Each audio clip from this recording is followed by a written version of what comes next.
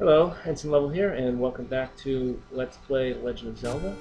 Last time we finished off, we started our adventure, and Link went out and got himself, first he got himself a little pointy wooden sword, and then we went out and we upgraded to a better white sword, give us a little bit more power.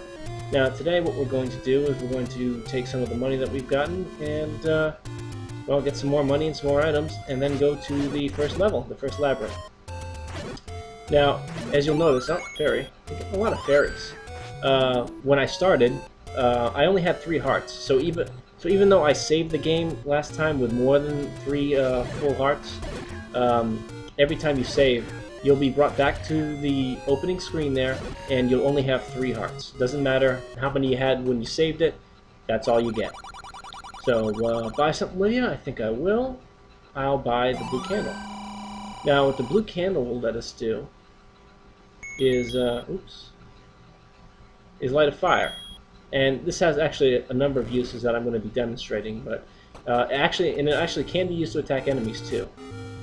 So we're going to be using that very shortly to grab a few things. But right here is a destructible wall there. Place a bomb, blow it up, and another one of these moblin guys, I guess, gives us 30 rupees, which is very nice.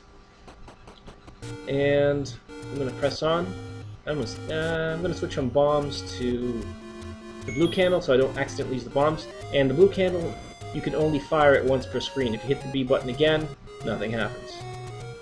I also want to note that I'm capturing this right off of my old NES. So I'm not using an emulator for this. So this is basically right off the old system I had, my more than 25-year-old system. Alright, so we're going to continue on going up this way.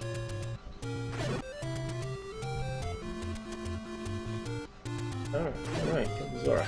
Alright, now, another use for the candle is to burn trees. Certain trees, not all trees, but certain trees can be burnt. And there you go. Another secret to everybody. And he gives us 10 rupees. It's nice. Not as nice as the 30 we've been getting, but it's still kind of nice. So we'll keep pressing on, and kill the Zora, and I think it's around here somewhere. There we go.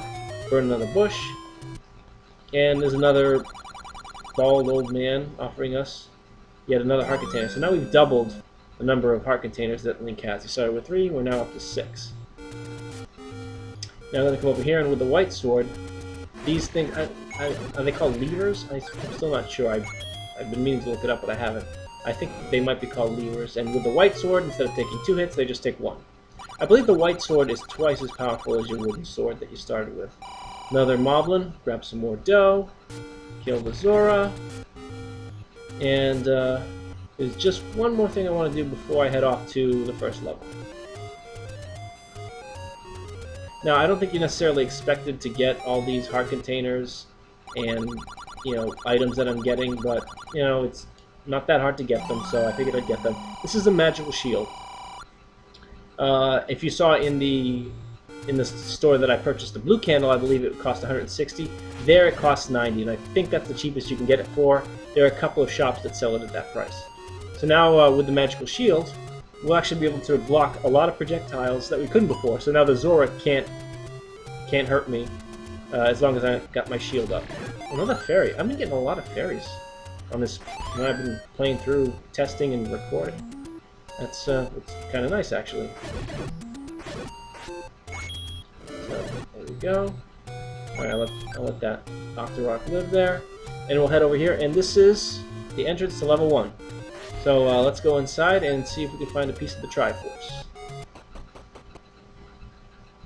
Now I'm not going to show it, but there's a little glitch. If I were to exit and come back in, that door would no longer be locked. See, now it's locked and I can't go through it. If I exit and come back, it won't be locked anymore. You can walk right through. It's a pretty well-known glitch, I think. But there's a key right here, so you can see now that in my heads-up display up top, I'm carrying that 1 key, 4 bombs, and I've got 17 rupees left after all my purchases. So, alright. Now you notice there that Stalfos actually had the key on him, so you kill the Stalfos, and then he just drops the key, you pick it up, and you're good to go. So now we got 2 keys from the first 2 rooms in the first little labyrinth or dungeon or whatever you want to call it. So we're going through. The Stalfos are pretty. There's not much to them. They move around up and down, side to side, swinging their swords, and basically you only get hurt if you come into contact with them. Another fairy. Wow. All right. See, now there, I defeated all the enemies in the room, and an item appeared. In this case, it was a key. So we grab the key, add it to our collection, and keep on moving through the dungeon. These little bat things are called keys, I think, something like that. Now, I killed all the enemies, and even though the door locked when I came in, it opened up when I killed all the enemies. So that's a pretty common, device that they use in Zelda here. Now, here I've killed all those little, I don't know what those dots are called, but I killed them all. But the door didn't open to my left. So if I push that block, it opens up the door for us. We can go inside, and we find another old man. Eastmost Peninsula is the secret. Now, that's supposed to be a clue to something. I'm not exactly sure what that means. I might wager a guess later on, but I don't really know what he's referring to. There are a lot of little, supposed hints in these dungeons, but because of, I think, translation issues, they just don't necessarily come across or translate properly. Now, just like in the overworld where there are some destructible walls, there are actually destructible walls also in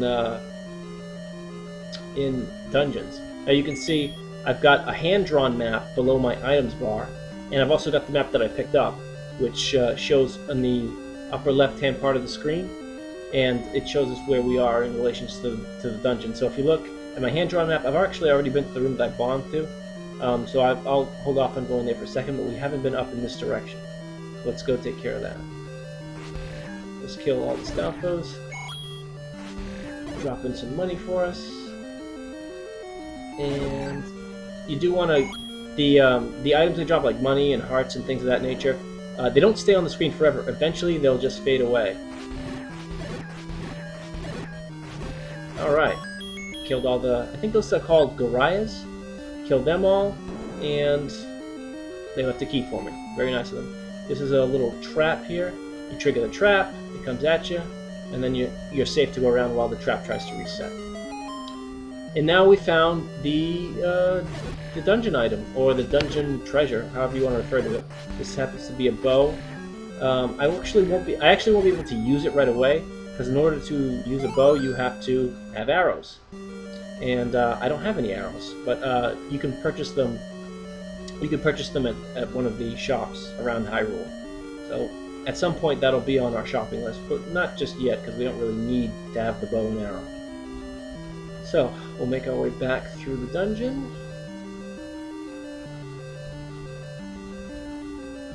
Okay. Now we've actually already been in this room, but we didn't go to the right here. More Stalfos. I'll just kill them off to see if I get some money. And I got 5 rupees. And more keys. You can hit them with a fire if you want. Remember, you can only use that once per room with the blue candle. Grab the compass. Now, if you look at the map in the upper left-hand corner, you'll see the room to the upper rightmost is now flashing. The compass shows you the location of the Triforce. So that's what it does. Now, there was a key that led into this room above me from the other room next to it, but I can also bomb the wall and save myself a key. So you can see it's still locked over there, but I got through anyway. More Gorias to kill. And there. Hey, they dropped something. And that was the boomerang. There we go, I equip it. And now I can throw a boomerang just like the Gorias did. So, kind of nice. And now we'll come in here. And I don't know if you can hear in the background. These are called Wall Masters. If they grab you, they'll take you all the way back to the beginning of the level. So you want to avoid them grabbing you. Fortunately, they move very slowly. There's nothing else going on, so I can pretty easily dispatch them. And you saw, I don't know if you saw, but I think one of the other hearts maybe disappeared. I don't know if I collected it with my boomerang, but the one stuck in the wall, I think, disappeared. because they will go away after time. Now that noise that you hear in the background, that's kind of going on and on, that's actually, sounds like kind of a beast. That's the dungeon boss. And whenever you hear that, it means the boss is in one of the rooms that's adjacent to you. And we kind of know he's up here because it's the only place we can go that we haven't been. So this is the dungeon boss, Aquamentus. He's a unicorn/dragon, and because I was swinging my sword, it didn't work. But I could block his projectiles with the magical shield. The regular shield would not block his projectiles.